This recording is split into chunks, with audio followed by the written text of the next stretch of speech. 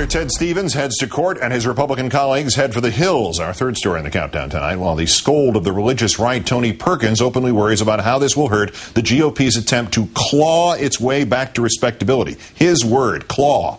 Senator Stevens' lawyer, Brendan Sullivan, did the talking during today's brief arraignment in Washington, pleading not guilty for the senator on corruption charges. Stevens accused of concealing more than $250,000 worth of goods and services from Veeco Corporation, 7 years worth. Sullivan requested a speedy trial. It might commence as early as September 24th so that Stevens could, quote, clear his name before the election.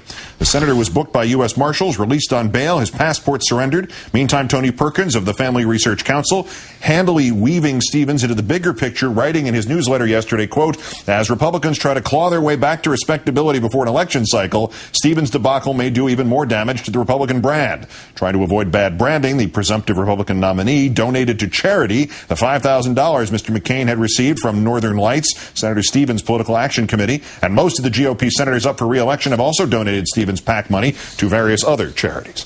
Let's turn now to Democratic strategist Chris Kofinas, former communications director for the presidential campaign of Senator John Edwards. Chris, good evening. Good evening, Keith. A trial starting about September 24th. Did you suggest that to him or somebody in the Obama campaign, or was this his own stroke of genius? Actually, I suggested a trial that lasts many weeks and with a televised verdict right before the election. You have to wonder whether Stevens got a bunch of phone calls from Republicans after today's hearing where they asked him, which side are you on? I mean, this is getting, unbelievable. I mean, this is just another sad example of a self-centered politician that seems to put himself first instead of his party or the country. And it's unfortunate, but from my perspective, I'd say thank you, Mr. Stevens. Well, but to that point, now Senator Craig, Senator Vitter, now Senator Stevens, only Senator Craig even briefly thought about resigning to help clear the issue of, a perception of Republican scandals aplenty off the table for his party. Is there any evidence of a sense of bigger purpose or even a little selflessness inside the Republicans? It doesn't seem to exist. You would think that someone would want to take one for the team, especially if they remember what happened in 2006 when all the scandals, really hurt and devastated the Republican Party. You would think that someone would say, listen, it's time to go. It doesn't seem to be the case.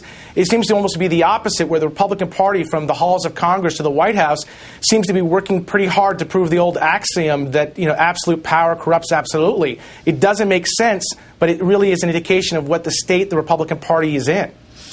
The remark by Tony Perkins to say the GOP is still clawing, in the clawing phrase of restoring its brand. Once again, did you write that for him? Well, the words I would use to describe the Republican brand have a lot more expletives involved. So my guess is, clawing was the family-friendly way of describing the state of the Republican Party. Let's be frank about it. This is a party with no ideas, no vision, no future electorally. They are going to suffer some serious losses come November. Even the Republicans, I think, understand that. And when you have Republicans like Newt Gingrich saying that the party needs to come up with ideas and a vision, you're in a pretty bad state of affairs. But their problem is they're not only facing, I think, political trouble, they're facing the wilderness. If they don't change and start, changing their ideas, they're going to suffer more than just political defeats in 2008. They're going to suffer, I think, a complete rebuke from the American people. And as far as Senator McCain having to give the PAC money from Stevens to charity, why did he take PAC money from Stevens in the first place? This is anti-earmark McCain and Mr. Earmarks Ted Stevens.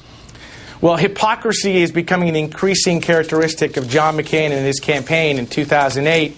It's kind of unfortunate. He's become a sad caricature of the candidate he was in 2000. As I say, the John McCain of 2000 wouldn't vote for the John McCain of 2008. He proves that every single day. But what this also does, I think, expose a really powerful angle of attack for not only Democrats, but for the Obama campaign. This notion of John McCain as a maverick, as independent, it's a mythology. It does not exist. It's no longer true. And that, I think, is a very powerful angle of attack over the coming months. You prove the reality that John McCain is not the person he once was. His candidacy will crumble. And once that happens, this election is effectively done. Chris Kofinas, former communications director of the Edwards campaign. Thank you as always, Chris. Thanks, Keith.